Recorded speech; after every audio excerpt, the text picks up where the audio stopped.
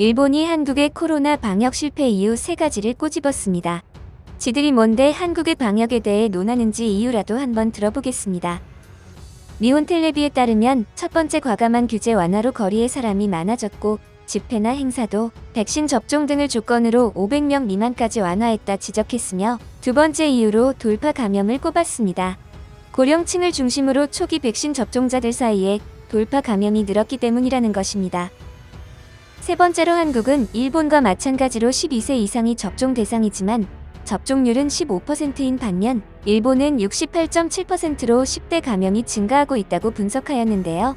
한국의 코로나 감염자가 4,000명을 넘기며 사상 최대치를 찍자 일본은 한국을 위험국가로 지칭하며 한국인의 일본 입국을 막아야 한다는 여론인데요. 일본 관방장관은 정례 기자회견에서 일본의 신규 코로나 감염자는 작년 여름 이후에 가장 낮은 수준을 기록했다며 일본의 정부 방역 정책이 성공적으로 진행되고 있으며 각종 지표가 연중 최저치라고 말했습니다. 또한 마스노 히로가치 관방장관은 한국 같은 코로나 감염국을 주시하고 있다고 말하며 일본 각종 매체에서도 한국 상황에 대해서 심도 있는 분석에 들어가며 한국 코로나 확산 이유를 들었는데요. 한국은 백신 접종률이 일본에 앞서 있음에도 불구하고 고령자 백신 효과가 현재 서서히 떨어지고 있으며 위드 코로나 때문에 사람들의 코로나 방역에 대한 경각심이 떨어지고 있음을 지적했으며 특히 10대 접종률이 15%대에 그친다는 이유를 들었습니다. 일본의 경우 현재 10대 접종률이 70%에 육박하므로 감염 확산을 확실히 줄였다는 설명입니다. 여기까지만 보면 일본의 코로나 방역은 잘 이루어지고 있다고 스스로 평가하고 있는 것으로 보이지만 속을 들여다보면 일본 스스로도 일본이 위험한 상황이라는 것을 다양한 움직임에서 보여주고 있습니다. 방송인 김어준 씨가 26일 자신이 진행하는 TBS 라디오 김어준의 뉴스 공장에서 일본의 코로나 확진자가 급감한 이유에 대해 발언을 하였는데요. 일본은 우리나라 진단키트를 수입하지 않는 거에 유일한 나라다. 일본 진단키트로는 델타 변이를 잡아낼 수 없다고 말하였는데요.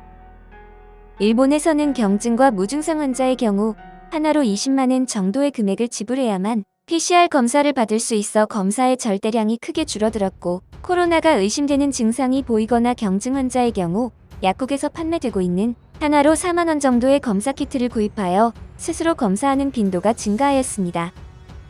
또한 일본의 PCR 검사키트는 델타 변이를 확인할 수 없다는 것도 일본의 코로나 확진자 수가 줄어든 가장 큰 이유 중 하나입니다. 델타 변이를 정확히 검사하기 위해서는 최소한 3군데 이상을 검출해봐야 코로나19 확진 여부를 알 수 있는데 3군데 이상 검출하는 진단키트는 대부분 한국에서 개발된 것입니다. 일본이 한국산 진단키트를 수입하지 않아 최근 검사 대비 확진율이 이전에는 25%대였지만 최근 0%대로 급감한 이유라는 진단입니다. CNN 등 각종 외신들 또한 일본의 코로나 감염자 수치가 믿을 수 없다는 의견을 제기해왔는데요. 조금만 일본을 들여다보면 당연한 것입니다. 한국 국민들 대부분은 마스크를 착용하고 있으며 마스크를 착용하지 않으면 대중교통을 이용하지 못하는 등의 제약이 있으며 무엇보다 한국은 최고 성능의 PCR 키트를 사용하고 있어 위드 코로나 상황에서도 일본보다 확진자가 많이 발생한다는 것에 대해 이해할 수 없다는 반응입니다. 한국뿐 아니라 싱가포르, 이스라엘 등의 방역 모범 국가에서도 확진자가 하루 수천 명 이상 나오고 있는 상황에서 일본의 확진자 통계는 믿을 수 없다는 모습을 보여주고 있는데요.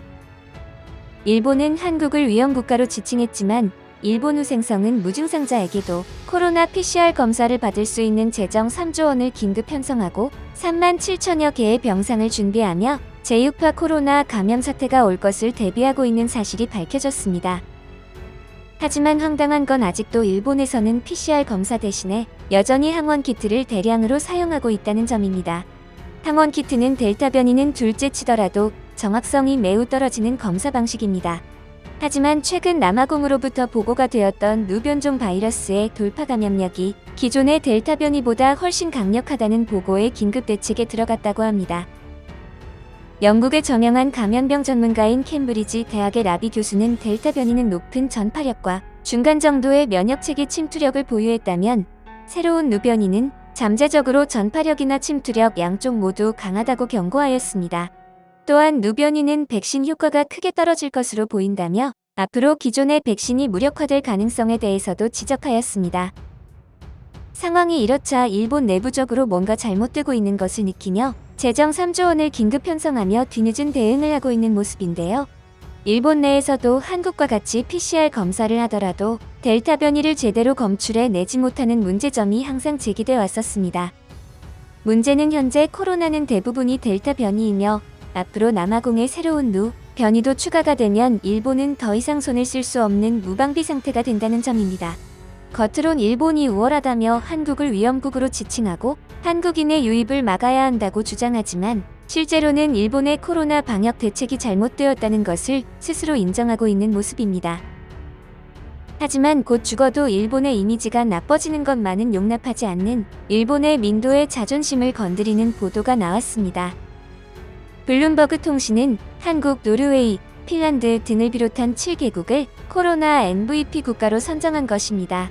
일본의 말대로라면 일본이 당당하게 1위를 기록하며 전 세계 제1의 코로나 방역 국가가 되어야 하지만 실상은 외신들도 일본 방역 수준을 이제 중국 같은 조작국으로 본다는 점입니다. 애초에 스가 내각 당시 하루 확진자가 25,000명대를 왔다 갔다 했는데 기시다 내각이 출범하자 별다른 방역 대책이 없어도 신규 확진자가 100명대로 떨어진다는 사실 자체가 말이 안 되는 사실인데요. 일본에는 거짓말도 100번 하면 진실이 된다 라는 말이 있습니다. 과연 이번에도 그들의 왜곡된 주장과 거짓이 어디까지 통할지, 또 거짓이 밝혀지면 어떠한 궤변을 늘어놓을지가 궁금해집니다. 레알TV는 여러분들이 남겨주신 댓글을 하나도 빠짐없이 감사히 확인하고 있습니다. 소중한 의견 남겨주시면 다음 영상을 제작하는 데 반영하도록 하겠습니다. 감사합니다.